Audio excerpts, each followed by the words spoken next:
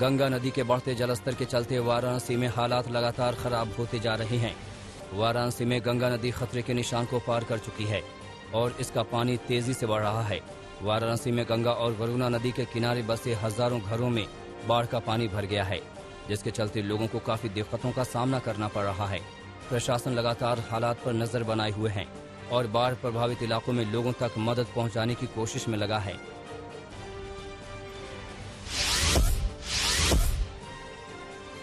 संगम नगरी प्रयागराज में भी बाढ़ की मुसीबत बढ़ती ही जा रही है। प्रयागराज के कई इलाके पानी में डूब गए हैं। हालात इतने खराब हैं कि कहीं आने जाने के लिए लोगों को नाव का सहारा लेना पड़ रहा है। आशंका जताई जा रही है कि अगर जलस्तर इसी रफ्तार से बढ़ता है तो कई और इलाके भी बाढ़ की चपेट में आ सकते हैं। प्रशासन की ओर से राहत शिविर बनाए गए हैं और रेस्क्यू ऑपरेशन भी जारी है। बाढ़ प्रभावित लोगों को राहत शिविरों में पहुंचाया जा रहा है।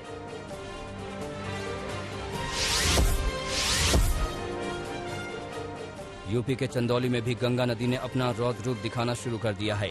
गंगा नदी के किनारे बसे कई गांवों में पानी भर गया है और लोग अपने घरों को छोड़कर सुरक्षित जगहों पर जाने को मजबूर हैं। बिगड़ते हालात के बीच चंदौली के जिला अधिकारी ने बाढ़ प्रभावित इलाकों का दौरा किया और बाढ़ पीड़ितों तक मदद पहुंचाने का निर्देश दिया। बाढ़ पीड़ितों तक मदद पहुंचाने के लिए प्रशासन की ओर से हेल्पलाइन नंबर भी जारी किया गया है।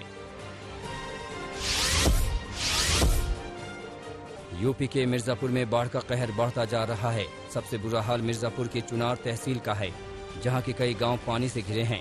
सैकड़ों एकड़ की फसल बाढ़ में डूब चुकी है। नाव के सहारे ही लोग एक जगह से दूसरी जगह जा पा रहे हैं। जिला अधिकारी ने चुनाव तहसील में बाढ़ प्रभावित इलाकों का दौरा कर लोगों की मदद का निर्देश दिया। यूपी के मुख्यमंत्री योगी आदित्यनाथ ने हमीरपुर में बाढ़ प्रभावित इलाकों का दौरा किया। सीएम योगी आदित्यनाथ ने हवाई सर्वेक्षण कर पूरे इलाके का जायजा लिया। दरअसल यमुना और बेतवा नदी का पानी बढ़ने के बाद हमीरपुर के कई इलाके पूरी तरह पानी से डूबे हुए हैं। योगी आदित्यनाथ ने अधिकारियों को बाढ़ प्रभावित इलाकों में जल्द से जल्द मदद पहुंचाने का निर्देश दिया।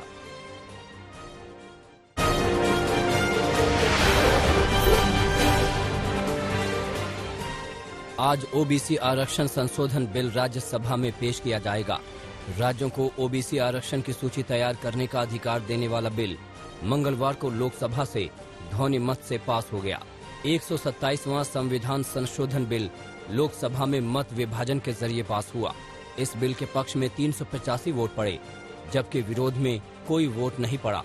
इस बिल के तहत राज्यों को ओबीसी लिस्ट बनाने का अधिकार मिलेगा, जिससे कई जातियों के ओबीसी में शामिल होने का रास्ता खुल जाएगा।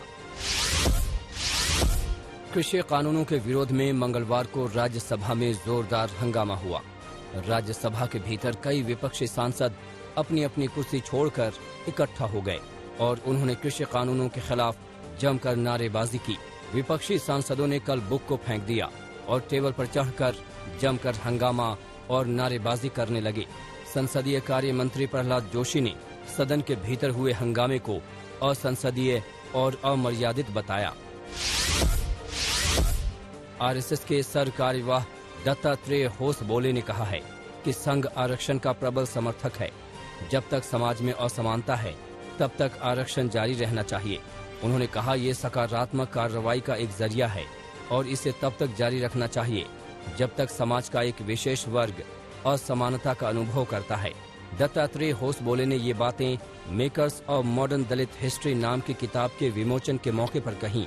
उन्होंने कहा कि दलितों के इतिहास के बिना भारत का इतिहास अधूरा है। वो सामाजिक परिवर्तन में सबसे आगे रहे हैं। श्रीनगर के दौरे पर पहुंचे कांग्रेसी नेता राहुल गांधी ने जम्मू कश्मीर को पूर्ण राज्य का दर्जा देने की मांग की है। अनुच्छेद 370 हटाए जाने के बाद राहुल गांधी पहली बार जम्मू कश्मीर के दौरे पर पहुंचे थे। इस दौरान एक सभा को संबोधित करते हुए राहुल गांधी ने खुद को कश्मीरी पंडित बताया। साथ ही कहा कि दिल्ली से पहले मेरा परिवार इलाहाबाद में रहता था और उससे पहले कश्मीर में। राहुल गांधी ने मां खीर भवानी के मंदिर में दर्शन किए और हजरत बल दरगाह भी गए। राहुल पर हमला बोलते हुए बीजेपी ने कहा कि उन्हें अब कश्मीरी पंडितों की याद क्यों आ रही है। यूपी विधानसभा चुनाव में किसान संगठनों के विरोध की काट के लिए ओबीसी ने बड़ा प्लान तैयार किया है। बीजेपी 22 से 25 अगस्त के बीच राजधानी लखनऊ में किसान पंचायत का आयोजन करेगी। इससे पहले 16 से 23 अगस्त के बीच बीजेपी किसान मोर्चा के नेता गन्ना किसानों से बातचीत करेंगे।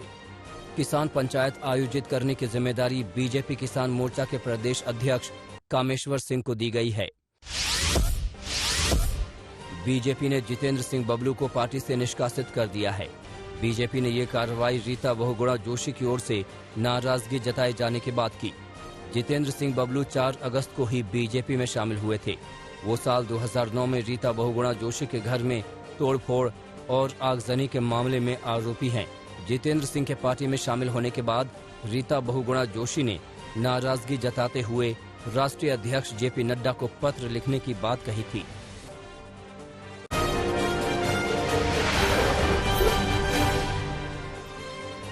अखिलेश यादव को मुख्यमंत्री बनाने वाले ओम प्रकाश राजभर के बयान पर यूपी सरकार के मंत्री सुरेश खन्ना ने पलटवार किया है। सुरेश खन्ना ने कहा है कि ओम प्रकाश राजभर और अखिलेश यादव मुंगेरी लाल के सपने देख रहे हैं जो कभी पूरे नहीं होंगे। विधानसभा चुनाव में बीजेपी 300 से ज्यादा सीटें हासिल करेंगी।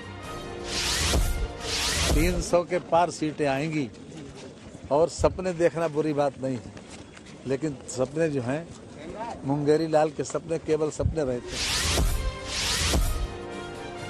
पश्चिम बंगाल सरकार की ओर से ममता बनर्जी के हस्ताक्षर वाली चिट्ठी किसानों में बांटी गई।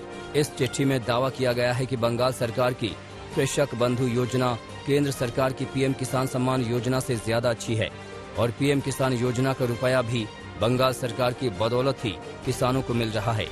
बंगाल सरकार में श्रम राज्य मंत्री बेचाराम मन्ना ने सिंगूर के किसानों को ममता की चिट्ठी बांटी है।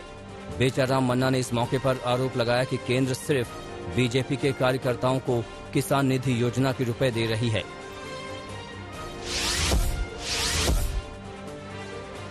दिल्ली के जंतर मंतर पर भड़काऊ नारेबाजी के मामले में 6 लोगों की गिरफ्तारी के बाद ये मामला और तूल पकड़ता जा रहा है। गिरफ्तार लोगों के समर्थन और गिरफ्तारी के विरोध में सैकड़ों लोगों ने कनॉट प्लेस थाने के बाहर जमकर प्रदर्शन किया। पंजाब में स्कूल खुलते ही कोरोना संक्रमण के मामले बढ़ रहे हैं। लुधियाना के 2 सरकारी स्कूलों में 20 छात्र कोरोना पॉजिटिव पाए गए, जिसके बाद जिला प्रशासन और स्वास्थ्य विभाग में हड़कंप मच गया। दरअसल पंजाब में 2 अगस्त से सभी कक्षाओं के लिए स्कूलों को फिर से खोल दिया गया है। अब 2 स्कूलों में 20 बच्चे कोरोना पॉजिटिव पाए जाने से चिंता बढ़ गई है।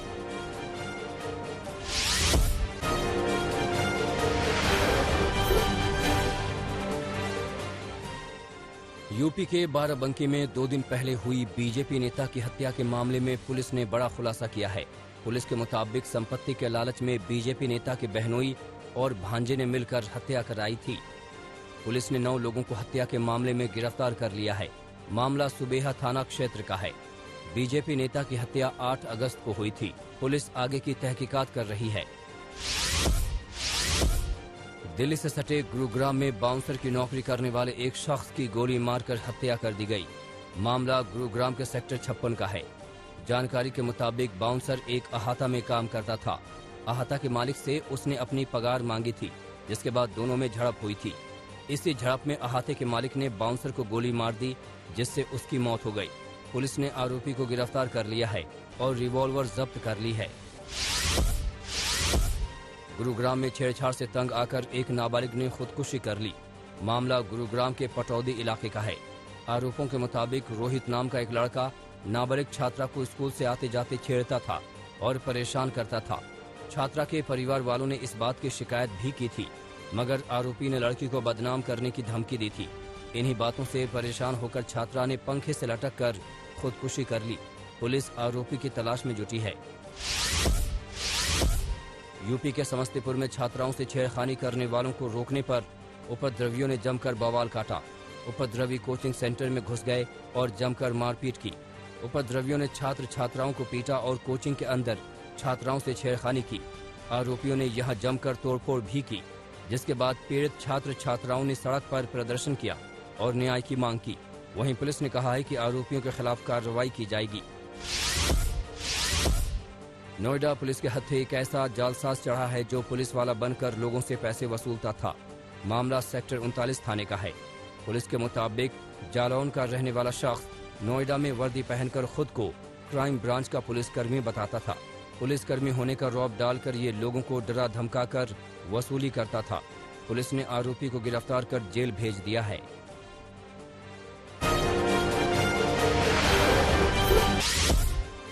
अमेरिका में बढ़ते डेल्टा वेरिएंट के बीच बच्चों में संक्रमण के मामले बढ़ने लगे हैं। अस्पतालों में पहले से अधिक बच्चे आ रहे हैं। पहले के मुकाबले 300 से 400% ज्यादा मामले आ रहे हैं। दुनिया में फिर तेजी से कोरोना वायरस का कहर बढ़ रहा है। पिछले 24 घंटे में 6 लाख के करीब कोरोना के नए मामले आ चुके हैं। संक्रमितों की संख्या 20 करोड़ 43 लाख के पार हो चुकी है। अब तक 43 लाख 20 हजार से ज्यादा लोगों की जान जा चुकी है। बांग्लादेश की सरकार ने रोहिंग्या कैंपों में कोरोना वैक्सीनेशन शुरू कर दिया है। बांग्लादेश में डेल्टा वेरिएंट के बढ़ते मामले को देखते हुए यहां की सरकार रोहिंग्या शरणार्थियों को कोरोना का टीका लगा रही है। कुल 9 लाख रोहिंग्या शरणार्थियों में से 65,000 को पहले वैक्सीन लगाई जा रही है।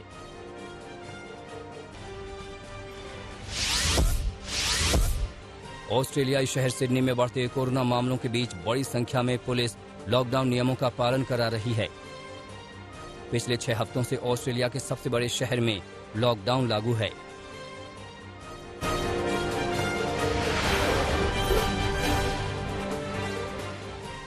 अमेरिका द्वारा कोरोना के मुद्दे पर चीन पर लगातार आरोप लगाने को लेकर कई देशों ने विरोध किया है। रूसी अंतर्राष्ट्रीय मामलों की परिषद ने अपनी रिपोर्ट में अमेरिका पर राजनीति करने का आरोप लगाया। रिपोर्ट में कहा गया कि अमेरिका को चीनी स्वास्थ्य व्यवस्था से सही रवैया सीखने की जरूरत है। अटलांटिक महासागर में अमेरिका के नए विमान वाहक पोत यूएस गेराल्ड आर फोर्ड का परीक्षण खत्म हो गया। अंतिम परीक्षण में विमान वाहक पोत के पास बम गिराए गए। अमेरिकी रक्षा विभाग ने इस परीक्षण की जानकारी दी।